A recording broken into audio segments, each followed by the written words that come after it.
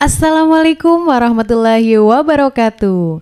Selamat pagi sedulur Margono dimanapun Anda berada. Salam sehat untuk kita semua. Kembali berjumpa bersama saya Titis Muslimah yang akan menemani sedulur Margono dalam acara Podcast Podcast Kesehatan Margono. Nah, kita kali ini akan membawakan tema yang sangat istimewa nih sedulur, yaitu tentang kanker payudara atau seamamai.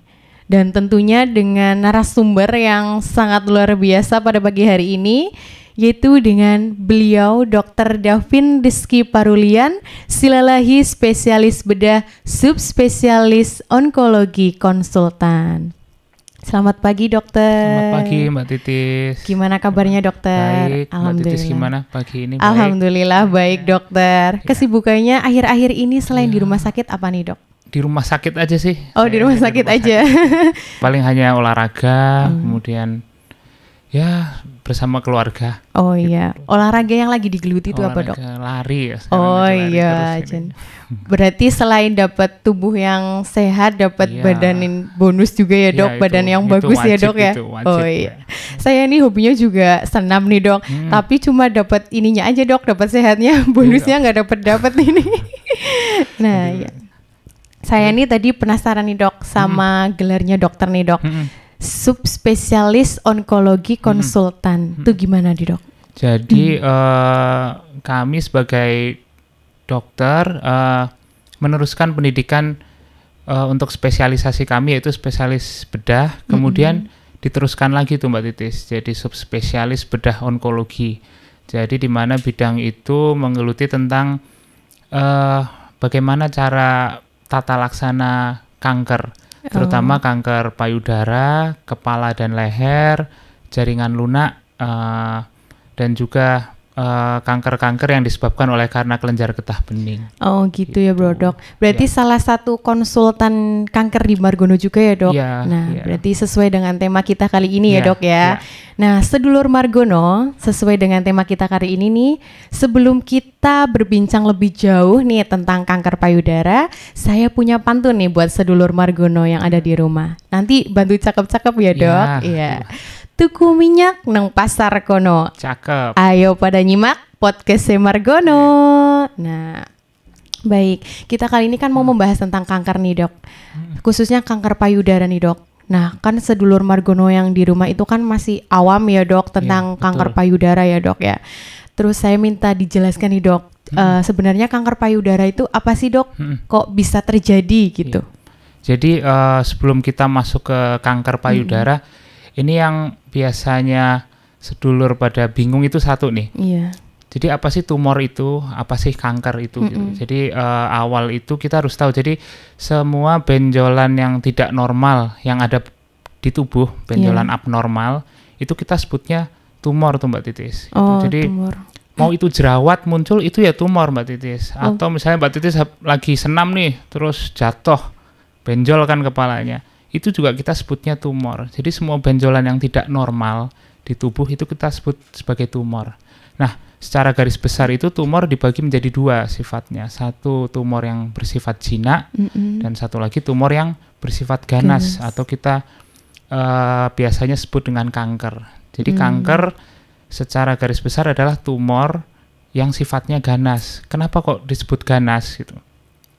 Jadi tumor jinak itu adalah benjolan abnormal yang tumbuh di tubuh, tapi ya sudah dia diam di situ aja, dia membesar sampai seukuran tertentu, kemudian ya sudah nggak kemana-mana dia gitu.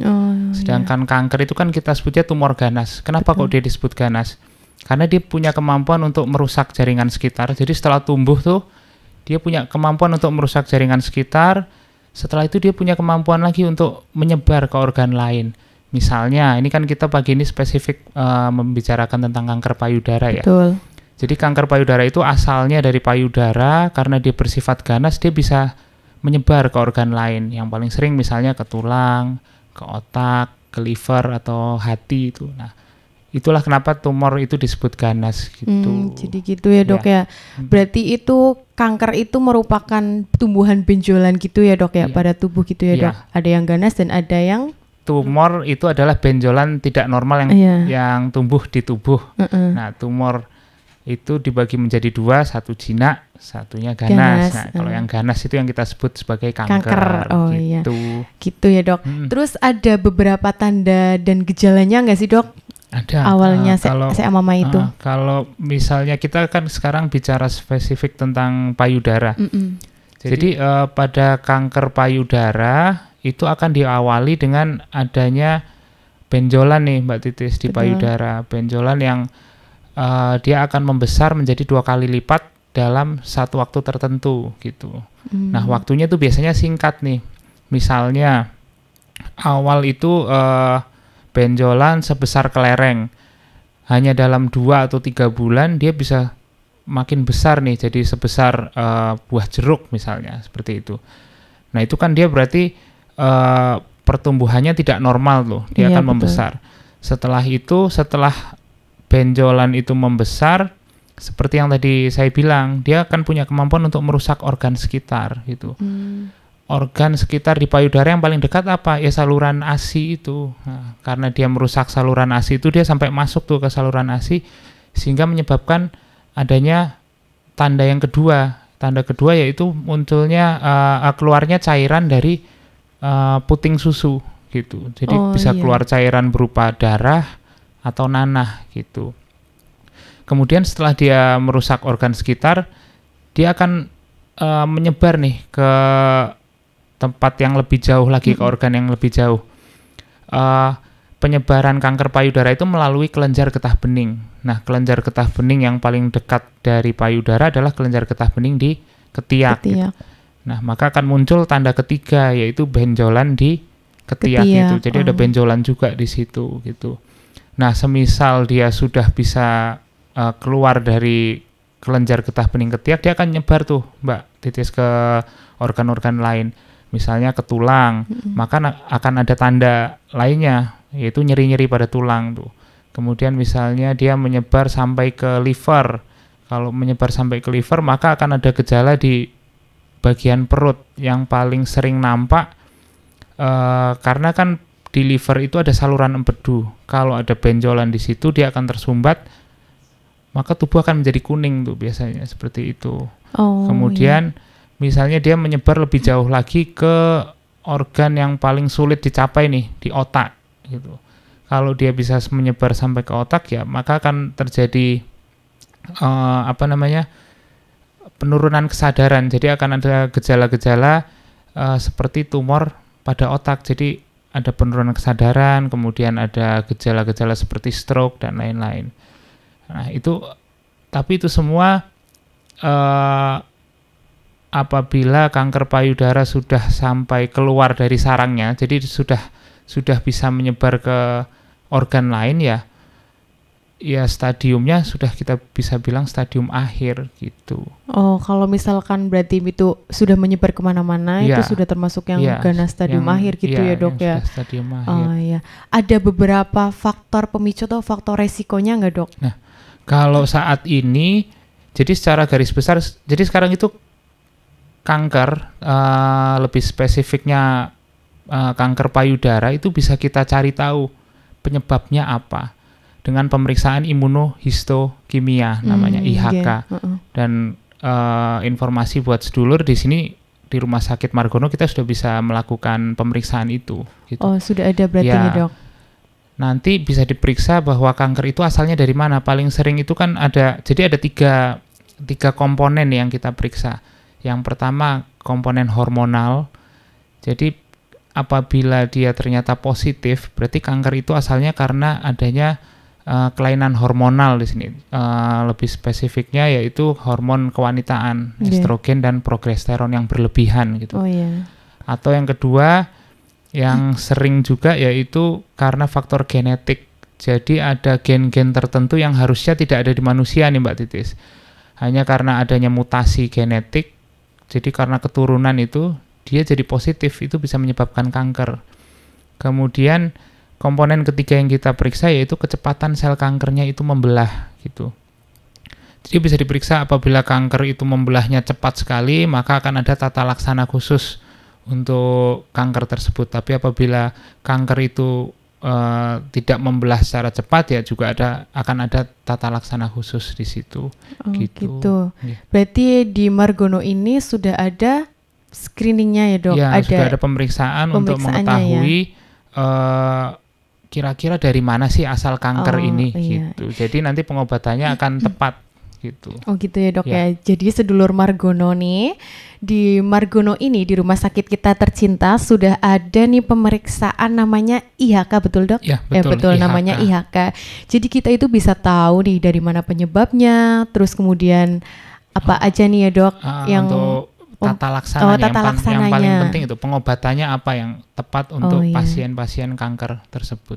Gitu. Semuanya itu di cover BPJS itu? Cover BPJS. Oh ya, jadi semuanya itu di cover BPJS sedulur Margono, betul. Terus nih dok, saya kan pernah lihat drama Korea nih dok. Iya. Di drama Korea itu ada pemeran utamanya nih dok, itu terkena kanker payudara dok. Sebenarnya apakah betul kanker payudara itu bisa menyerang pada laki-laki dok? Terus seberapa besar resikonya gitu dok? Betul, jadi memang 90% kanker payudara itu terjadi pada wanita, tapi ada 10% itu kasus jarang yang terjadi pada pria juga, karena pria pun memiliki kelenjar payudara namun tidak aktif mbak di kanan dan kiri ya.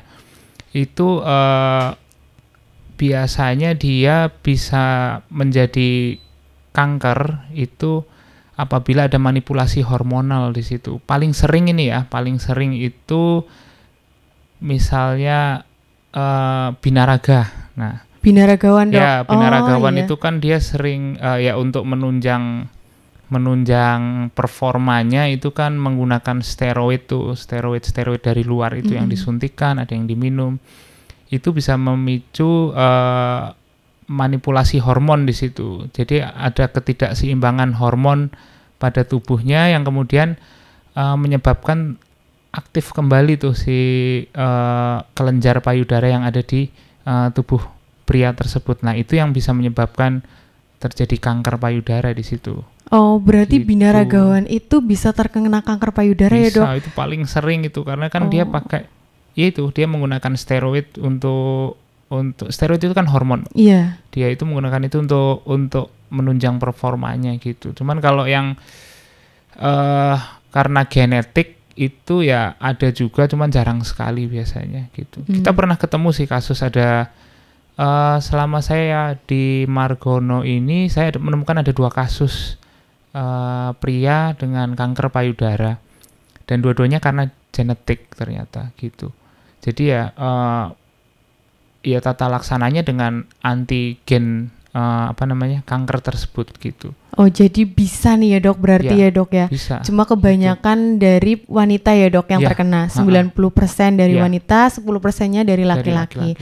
Oh ya, jadi sedulur Margono ya, baik pria maupun wanita itu sebenarnya bisa terkena kanker payudara juga ya dok. Karena sama-sama mempunyai kelenjar payudara. Betul kayak gitu ya. Terus untuk screening awal nih dok, tadi kan kita udah bahas yang IHK itu ya dok.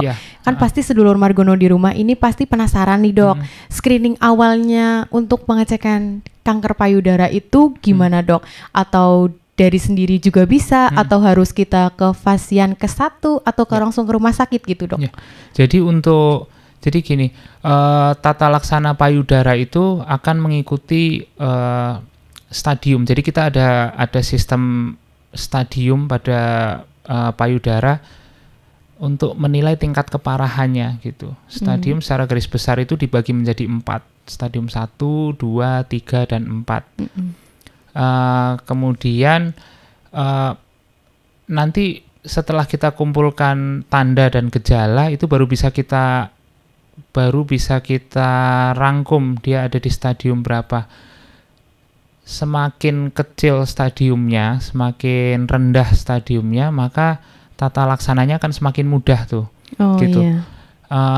Jadi penegakan diagnosis lebih awal itu akan menjadikan stadiumnya itu rendah gitu, karena dia masih terfiksir di payudara aja, dia belum ada penyebaran kemana-mana. Nah, bagaimana cara kita supaya bisa menegakkan diagnosis awal? Itu tadi, jadi harus ada kesadaran untuk memeriksakan diri atau memeriksa sendiri aja sih. Paling gampang tuh kita lakukan sadari. Oh iya, Jadi sadari ya, Dok. sadari itu adalah pemeriksaan payudara sendiri yang dilakukan oleh sedulur Margono sekalian ini. Jadi caranya cukup mudah sebetulnya, yaitu ya hanya dengan meraba payudara kanan dan kiri sampai ke ketiak. Nah itu, begitu kita temukan ada benjolan yang tidak normal, hari ini belum ada, kemarin belum ada nih Mbak Titis, kok hari ini ada, itu benjolan abnormal namanya. Nah, apabila tidak yakin, maka harus segera memeriksakan ke Pasienkes pertama Pasienkes gitu. pertama. Iya. Nah, fungsinya kenapa sih kok harus lebih dini kita memeriksakan diri itu, yaitu tadi supaya bisa ditegakkan diagnosis lebih awal. Kemudian apabila misalnya kok ternyata terdiagnosis cancer, stadiumnya juga masih awal dan tata laksananya pun akan lebih mudah gitu. Bisa lebih di ini ya Dok, pengobatannya tuh lebih dari sekarang gitu ya Dok. Jadi nggak telat gitu ya Dok betul. ya. Jadi untuk saat ini nih kan pengobatan kanker, terutama kanker payudara itu kan dibagi menjadi 5. Jadi yang pertama yang harus dilakukan jelas pembedahan, Mbak. Pembedahan itu wajib, itu baku emasnya atau gold standarnya terapi tumor maupun kanker payudara. Kemudian yang kedua ada kemoterapi, yaitu pemberian obat-obat kimia melalui infus. Kemudian yang ketiga ada target terapi, yaitu kita mentargetkan penyebab utama cancer tersebut. Misalnya kayak tadi kan HER2-nya positif, ada gen HER2, nah itu kita targetkan itu. Kemudian ada radioterapi atau penyinaran, jadi pemberian radiasi. Dan yang terakhir yaitu imunoterapi, yaitu pemberian obat-obatan untuk menekan sistem imun kita supaya cancer itu tidak tumbuh lagi gitu. Nah, terapi mana yang kita pakai itu tergantung dari yang pertama itu tadi. Jadi stadiumnya seperti apa, stadium 1, 2, 3, 4. Makin rendah stadiumnya, itu terapi yang dipergunakan juga semakin sedikit gitu. Untuk saat ini kita di Margono itu kan sedang mengembangkan onkoplasti, jadi pembedahan onkoplasti, yaitu pembedahan untuk kanker payudara yang langsung diikuti dengan rekonstruksi payudara gitu. Jadi saat ini udah nggak kayak dulu lagi Mbak. Kalau dulu itu kan begitu terdiagnosis kanker payudara ya harus diangkat payudaranya, kemudian menjalani kemoterapi, kemudian radiasi itu seperti protap gitu. Kalau sekarang dengan kemajuan teknologi dan kemampuan kita di rumah sakit ini untuk memeriksakan penyebab kankernya dari mana, itu tidak semua harus menjalani pengangkatan payudara gitu. Jadi ada yang kami lakukan di sini yang sedang dikembangkan adalah pembedahan onkoplasti. Jadi kita hanya mengangkat sebagian payudara, kemudian dilakukan rekonstruksi untuk mempertahankan bentuk dan volume payudara. Setelah itu kita periksakan lagi nih si benjolannya itu, si kankernya asalnya dari mana. Apabila dia memang tidak membutuhkan kemoterapi ya nggak kita lakukan kemoterapi gitu. Misalnya dia ternyata penyebabnya hanya karena hormonal saja. Ya sudah, setelah itu kita lanjutkan pengobatan hormonal itu sudah cukup gitu. Atau misalnya dia kok ternyata karena adanya gen yang tidak normal itu, ada gen HER2 tuh yang bisa menyebabkan kanker. Ya kita targetkan gen itu saja, itu sudah cukup. Jadi nggak harus menjalani kemoterapi, nggak harus menjalani radiasi gitu. Tapi ya syaratnya satu itu, stadiumnya harus rendah gitu. Jadi stadium 1 maksimal stadium 2 tuh gitu. Atau kalau kita bilang itu stadium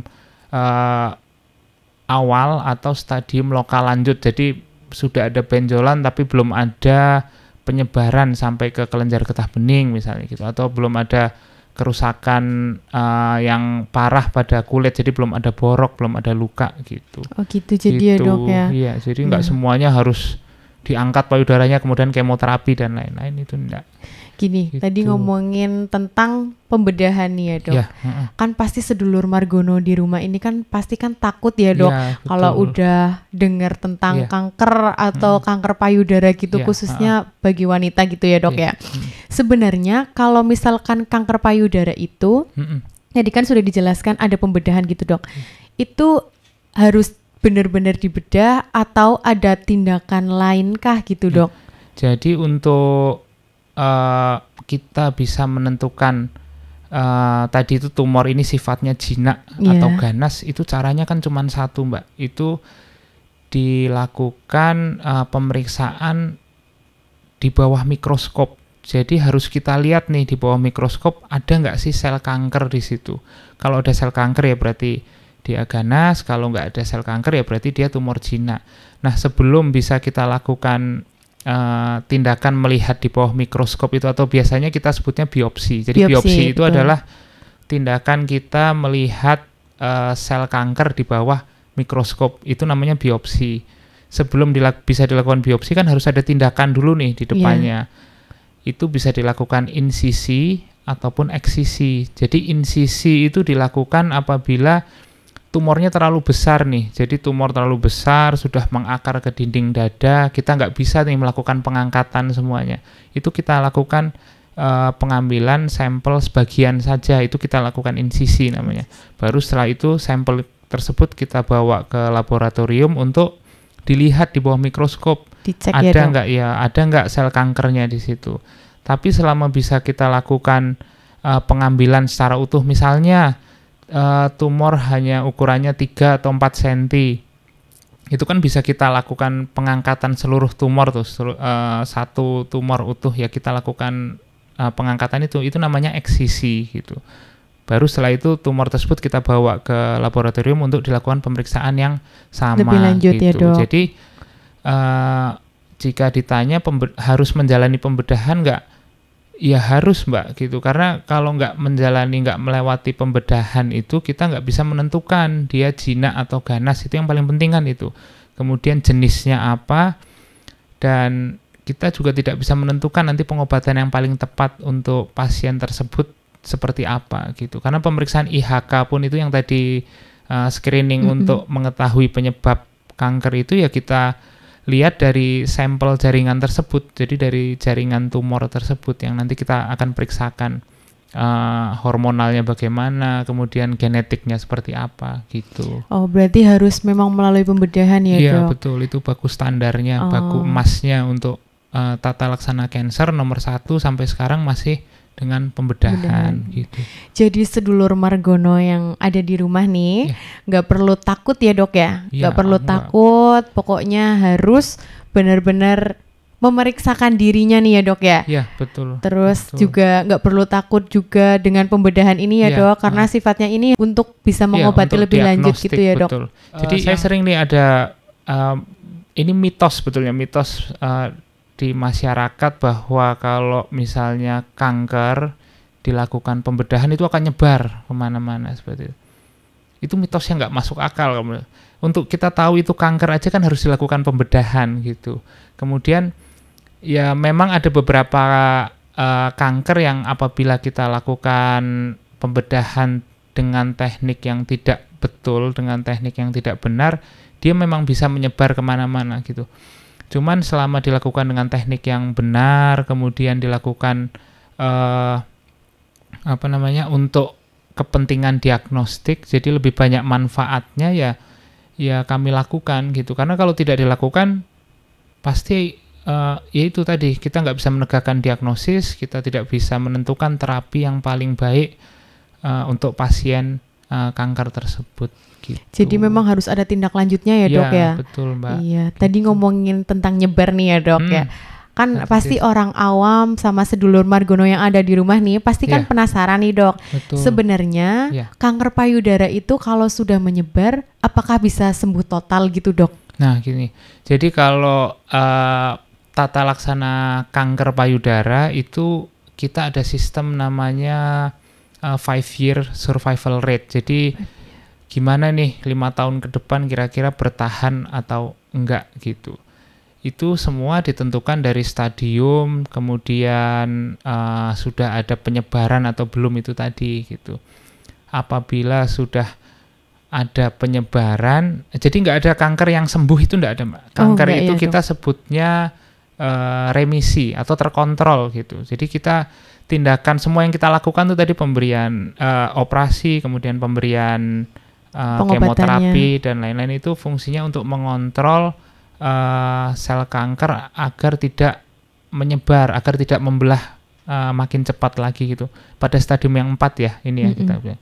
Nah, apabila sudah terjadi penyebaran kan kita sebutnya ya sudah stadium akhir atau stadium 4. Jadi dia sudah keluar nih dari apa namanya sarangnya gitu. Itu memang menurunkan survival rate selama 5 tahun ke depan sampai dengan 50% gitu.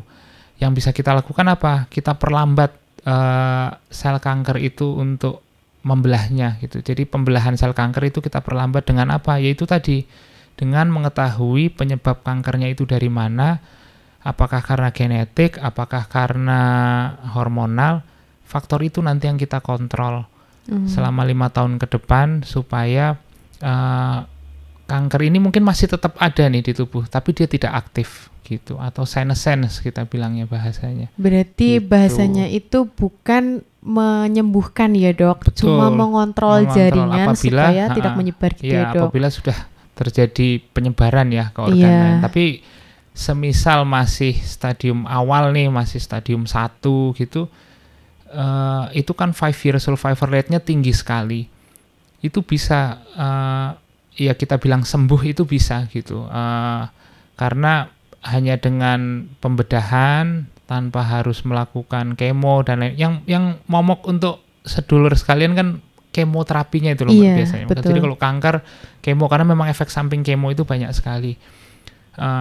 Itu bisa kita tidak lakukan apabila masih pada stadium awal gitu. Nah, supaya bisa terdiagnosis stadium awal ya memang kesadaran masyarakat ini yang memang kita harus tingkatkan ya dok ya. Jadi harus betul-betul yang sulit itu kan, jadi musuh kami sebagai dokter cancer itu, dokter cancer itu kan sebetulnya bukan kankernya itu sendiri, tapi kesadaran masyarakat, Mbak. Jadi misalnya ada pasien nih kok sudah pernah ke kami nih, oh ya ini kami ternyata terdiagnosis kanker, itu akan denial dulu, jadi akan menolak dulu, masa sih saya kanker. Takut dulu juga ya dok ya. Akhirnya apa? Mereka cari pengobatan alternatif. Betul. Mereka cari pengobatan yang lain. Nah, itu hampir pasti 3-4 bulan lagi akan datang ke kami dengan stadium yang akan jauh lebih tinggi. Nah, itu banyak. Saya sekarang ada beberapa pasien ya memang pada saat ketemu itu sebetulnya masih stadium awal, masih stadium 1, sudah dilakukan pengangkatan tumor, kemudian sudah diketahui nih penyebabnya apa, kan ternyata setelah diketahui ini harus menjalani kemo, harus apa, denial, dia nggak mau, akhirnya mencari pengobatan alternatif, bukannya makin baik nih, ya malah makin nyebar kemana-mana, baru balik ke kami lagi gitu. Nah itu memang agak sulit ininya, tata laksananya gitu. Jadi itu tadi Mbak, musuh kami sebagai dokter spesialis bedah onkologi itu sebetulnya bukan kanker itu sendiri, tapi masyarakatnya sendiri dok. Sendiri gitu. Jadi karena sudah mencari pengobatan di tempat lain yang ya mungkin nggak sesuai standar kan ya, itu ya juga, kita juga nggak tahu apa yang dikasih, itu malah menyebabkan jadinya nyebar kemana-mana. Malah lebih parah lagi ya dok. Iya gitu. Betul. Terus ini kita tadi kan sudah ngomongin tentang upaya pencegahan, resiko tanda dan gejala ini dok. Sebenarnya ada nggak sih dok tips atau cara nyegah nih biar kita sebagai sedulur Margono yang ada di rumah tahu nih bagaimana caranya sih dok kayak gitu. Ya. Jadi seperti tadi sudah dijelaskan nih, kanker payudara itu kan paling sering penyebabnya karena hormonal, kemudian yang kedua ada karena genetik nih. Cuman hampir mungkin 90-99% lah itu penyebabnya karena hormonal. Hormonal. Ya, karena hormonal. Jadi pada pasien-pasien kanker payudara yang hormonalnya ini positif, setelah kami cek itu ternyata ada riwayat penggunaan KB hormonal nih Mbak gitu. Dulunya tuh pernah menggunakan KB hormonal. KB hormonal itu apa? Kayak KB suntik, kemudian pil, kemudian susuk gitu. Itu kan terjadi manipulasi hormonal di sana gitu. Oh, itu bisa mempengaruhi ya, Dok?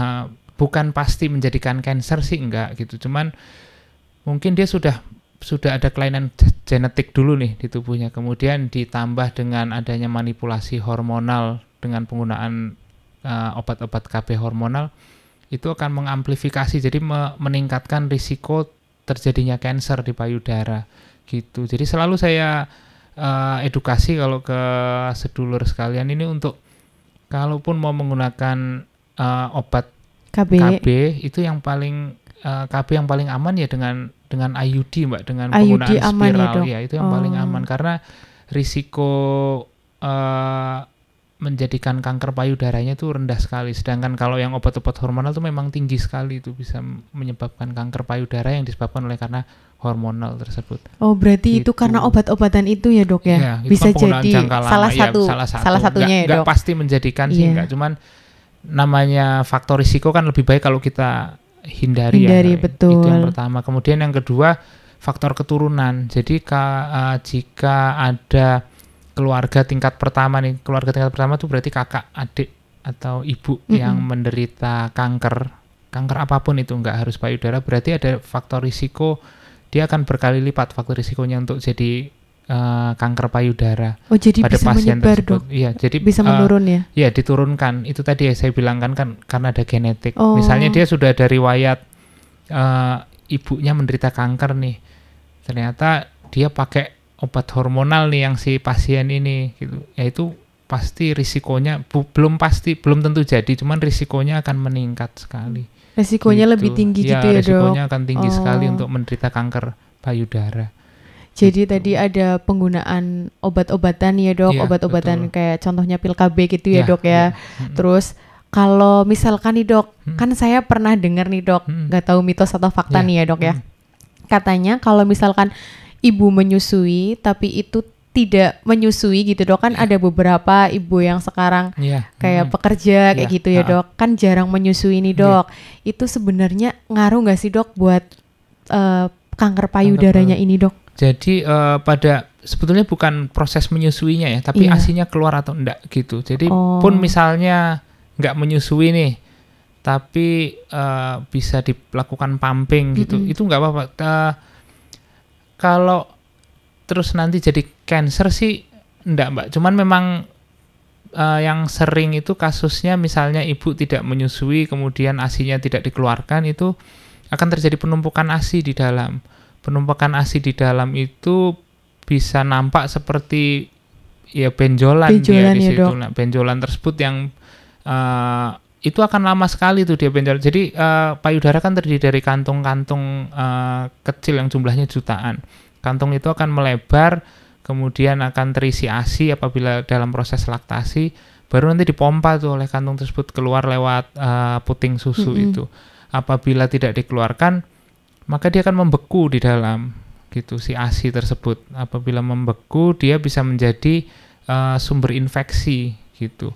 Nah, sumber infeksi itu yang terus nanti dia akan ada terus di situ sampai bertahun-tahun, menyebabkan terjadinya benjolan yang padat akhirnya. Nah, itu yang akan nampak seperti tumor payudara. Cuman jadi tumor itu kalau misalnya jinak ya jinak saja, Mbak. Kalau ganas gitu. Nggak ada tumor jinak yang akan berubah jadi ganas nantinya, itu enggak. Jadi kalau tidak menyusui kemudian menyebabkan kanker payudara sih saya rasa tidak gitu. Mitos berarti ya, Dok? Pada wanita yang belum pernah hamil itu memang faktor risiko kanker payudaranya akan meningkat karena adanya peningkatan jumlah hormon estrogen dan progesteron yang tinggi sekali di situ. Jadi gitu ya, Dok ya. Berarti mitos ya, Dok ya. Bukan karena ASINya tapi karena kehamilannya itu. Oh, gitu ya. Jadi sedulur Margono tidak usah takut nih tentang mitos-mitos yang tadi ya, Dok ya. Sudah dijelaskan sama dokter ya, Dok ya. Terus ini Ini kan tadi udah ada beberapa pertanyaan nih dok, sudah ada penjelasan dokter juga nih. Monggo ada statement closingnya dok. Jadi kanker payudara sekarang itu bukan sesuatu yang menakutkan gitu. Jadi kanker memang mematikan, tapi bukan sesuatu yang bukan akhir dari segalanya gitu. Kanker payudara itu bisa diatasi, dan tata laksana saat ini karena dengan adanya kemajuan teknologi itu tidak mengharuskan penderita kanker untuk selalu menjalani kemoterapi gitu. Karena saya tahu hampir 90% pasien kanker itu takut menjalani kemoterapi gitu. Jadi semakin dini diagnosis itu ditegakkan, maka tata laksananya pun akan semakin mudah, angka harapan hidupnya pun akan semakin tinggi. Jadi memang betul-betul kita butuhkan kesadaran pada masyarakat untuk memeriksakan diri apabila ada sesuatu yang dicurigai sebagai tumor. Pada kesempatan kali ini ya, apabila ada benjolan di payudara, akan lebih baik apabila langsung diperiksakan ke vaskes terdekat ataupun ke nakes lainnya. Baik dokter, terima kasih untuk penjelasannya pagi hari ini ya dok. Ya. Mudah-mudahan edukasi ini bisa menjadi bermanfaat nih ya dok buat sedulur Margono yang ada di rumah nih ya dok ya. Terima kasih juga buat Mbak Titis dan sedulur Margono sekalian yang sudah hadir di podcast kali ini. Baik dokter, terima kasih. Akhir kata saya Titis dan Dr. Davin pamit undur diri. Billahi taufiq wal hidayah. Wassalamualaikum warahmatullahi wabarakatuh.